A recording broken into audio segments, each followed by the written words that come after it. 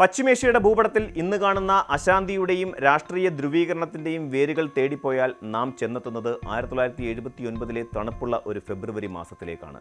അന്ന് വിമാനമിറങ്ങിയ ആയത്തുള്ള റുഹുല്ല ഖൊമേനി എന്ന വൃദ്ധനായ മതപുരോഹിതൻ വെറുമൊരു ഭരണമാറ്റത്തിനല്ല, മറിച്ച് ലോകക്രമത്തെ തന്നെ വെല്ലുവിളിക്കുന്ന ഒരു പുതിയ പ്രത്യയശാസ്ത്രത്തിനാണ് അടിത്തറയിട്ടത്.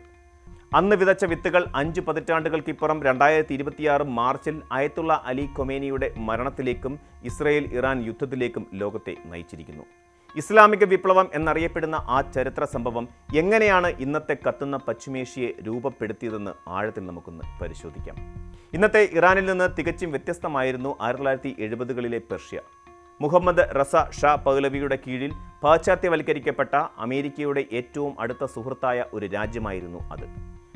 വൈറ്റ് റവല്യൂഷൻ അഥവാ ധവള വിപ്ലവത്തിലൂടെ രാജ്യം ആധുനികവൽക്കരിക്കപ്പെട്ടതിൻ്റെ പാതയിലായിരുന്നുവെങ്കിലും അതിനടിയിൽ വലിയൊരു അഗ്നിപർവ്വതം പുകയുന്നുണ്ടായിരുന്നു. സമ്പത്തിൻ്റെ അസമമായ വിതരണവും ഷായുടെ രഹസ്യ പോലീസായ സാവക്കിൻ്റെ ക്രൂരമായ അടിച്ചമർത്തലുകളും സാധാരണക്കാരെ ഭരണകൂടത്തിൽ നിന്ന് അകറ്റി. പരമ്പരാഗത മതമൂല്യങ്ങളെ പാശ്ചാത്യ സംസ്കാരം വിഴുങ്ങുകയാണെന്ന ഭീതി മതപുരോഹിതന്മാർക്കിടയിൽ ശക്തമായി. ഇതിനെല്ലാം നേതൃത്വം നൽകിയത് പ്രവാസത്തിലായിരുന്ന ആയത്തുള്ള ഖൊമേനിയായിരുന്നു.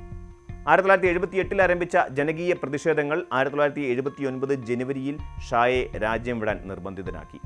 ഫെബ്രുവരി 1 ഖൊമേനി തിരിച്ചെത്തിയതോടെ 2500 വർഷം പഴക്കമുള്ള രാജഭരണം അവസാനിക്കുകയും ഒരു പുതിയ ദൈവാധിപത്യ ഭരണകൂടം നിലവിൽ വരികയും ചെയ്തു.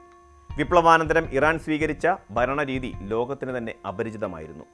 വിലായത്ത് ഇ ഫഖീഹ് അഥവാ ഇസ്ലാമിക നിയമ വിദഗ്ധൻ്റെ രക്ഷകർത്തൃത്വം എന്നതായിരുന്നു ഈ വ്യവസ്ഥയുടെ കാതൽ. ജനാധിപത്യപരമായ തെരഞ്ഞെടുപ്പുകൾ നടക്കുമെങ്കിലും അന്തിമമായ അധികാരം ഒരു പരമോന്നത നേതാവിൻ്റെ, അതായത് സുപ്രീം ലീഡറിൽ നിക്ഷിപ്തമായിരിക്കും എന്നതായിരുന്നു ഇതിൻ്റെ പ്രത്യേകത. ഇസ്ലാമിക നിയമങ്ങൾ പാലിച്ച് രാജ്യം മുന്നോട്ടു പോകുന്നു എന്ന് ഉറപ്പുവരുത്തുക എന്നതായിരുന്നു ഈ നേതാവിൻ്റെ ചുമതല. ഖൊമേനി ഈ സ്ഥാനം ഏറ്റെടുത്തതോടെ ഇറാൻ ഒരു തീവ്ര മതവിശ്വാസത്തിൽ അധിഷ്ഠിതമായ റിപ്പബ്ലിക്കായി മാറി.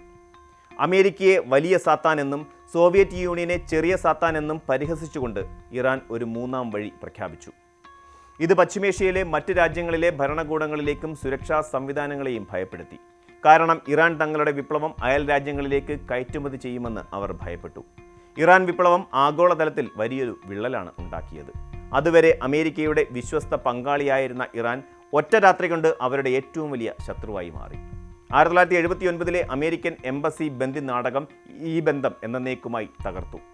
പശ്ചിമേഷ്യയിൽ സൗദി അറേബ്യയും ഇറാനും തമ്മിലുള്ള ദീർഘകാലാടിസ്ഥാനത്തിലുള്ള ശീതയുദ്ധത്തിന് ഇത് തുടക്കമിട്ടു. സുന്നി മുസ്ലിം രാജ്യങ്ങൾക്ക് സൗദി അറേബ്യ നേതൃത്വം നൽകിയപ്പോൾ ഷിയ വിഭാഗത്തിൻ്റെ സംരക്ഷകരായി ഇറാൻ സ്വയം പ്രഖ്യാപിച്ചു. ഇറാഖ് ഇറാൻ യുദ്ധം മുതൽ സിറിയയിലെയും യമനിലെയും ആഭ്യന്തര യുദ്ധങ്ങൾ വരെ ഈ രണ്ട് ശക്തികൾ തമ്മിലുള്ള നിഴൽ യുദ്ധങ്ങളുടെ പരിണിത ഫലങ്ങളായിരുന്നു. ഹമാസ്, ഹിസ്ബുള്ള, ഹൂതികൾ തുടങ്ങിയ ഗ്രൂപ്പുകളെ വളർത്തുന്നതിലൂടെ ഇസ്രയേലിനും അമേരിക്കയ്ക്കുമെതിരെ ഒരു പ്രതിരോധ അച്ചുതണ്ട് നിർമ്മിക്കാൻ ഇറാന് സാധിച്ചു. വിപ്ലവത്തിൻ്റെ രണ്ടാം ഘട്ടത്തിന് നേതൃത്വം നൽകിയ ആയത്തുള്ള അലി ഖൊമേനിയുടെ മരണം 2026 മാർച്ചിൽ പശ്ചിമേഷ്യയെ ഒരു പൂർണ്ണ യുദ്ധത്തിലേക്ക് തള്ളിയിട്ടു.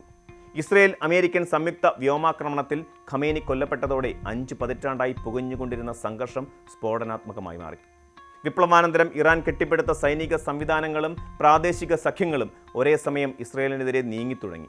ഇറാന്റെ ഈ നീക്കങ്ങൾ സൗദി അറേബ്യയും UAEയും ഉൾപ്പെടെയുള്ള അറബ് രാജ്യങ്ങളെ ഒരു വലിയ ധർമ്മസങ്കടത്തിൽ ആക്കിയിരിക്കുകയാണ്. ഒരു വശത്ത് തങ്ങളുടെ സുരക്ഷയ്ക്കായി അമേരിക്കയെ ആശ്രയിക്കുമ്പോൾ തന്നെ ഇറാന്റെ പ്രത്യാക്രമണങ്ങളെ ഭയന്ന് മിതവാദം പാലിക്കാൻ അവർ നിർബന്ധിതരാകുന്നു. 2025 ഡൊണാൾഡ് ട്രംപ് ഗൾഫ് രാജ്യങ്ങളുമായി ഒപ്പുവെച്ച കോടിക്കണക്കിന് ഡോളറിന്റെ സാമ്പത്തിക കരാറുകൾ ഈ യുദ്ധത്തോടെ വലിയ ഭീഷണിയിലാണ്. ഇറാന്റെ ആഭ്യന്തര രാഷ്ട്രീയത്തിലുണ്ടാകുന്ന മാറ്റങ്ങൾ ഇന്ത്യയെയും പാകിസ്ഥാനെയും നേരിട്ടാണ് ബാധിക്കുന്നത്. ഖൊമേനിയുടെ മരണത്തെ തുടർന്ന് പാകിസ്ഥാനിലെ ഷിയ വിഭാഗക്കാർക്കിടയിലുണ്ടായ അമർഷം വലിയ തെരുവ് യുദ്ധത്തിലേക്കാണ് വഴിവെച്ചത്. അമേരിക്കൻ വിരുദ്ധ വികാരം ശക്തമായ പാകിസ്ഥാനിൽ ഭരണകൂടത്തിന് ഇറാനെയും അമേരിക്കയും ഒരേ സമയം പ്രീണിപ്പിക്കുക എന്നത് അസാധ്യമായിരിക്കുന്നു.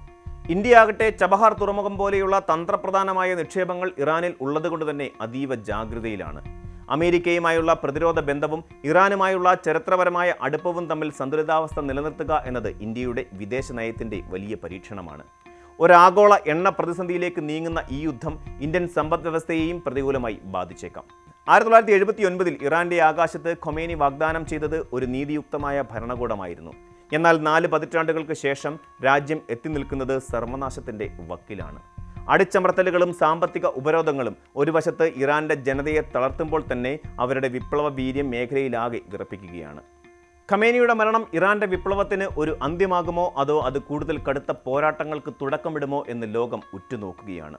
റഷ്യയോ ചൈനയോ നേരിട്ട് യുദ്ധത്തിൽ ഇടപെടാൻ സാധ്യതയില്ലാത്ത സാഹചര്യത്തിൽ ഇറാൻ ഈ പോരാട്ടം ഒറ്റയ്ക്ക് നയിക്കേണ്ടി വരും. 1979 തുടങ്ങിയ ആ കനൽ ഇന്നും അണയാതെ പശ്ചിമേഷ്യയെ ദഹിപ്പിച്ചുകൊണ്ടിരിക്കുന്നു എന്നതാണ് വാസ്തവം. കൂടുതൽ വാർത്തകൾക്ക് news 18 Keralam YouTube channel subscribe ചെയ്യുക.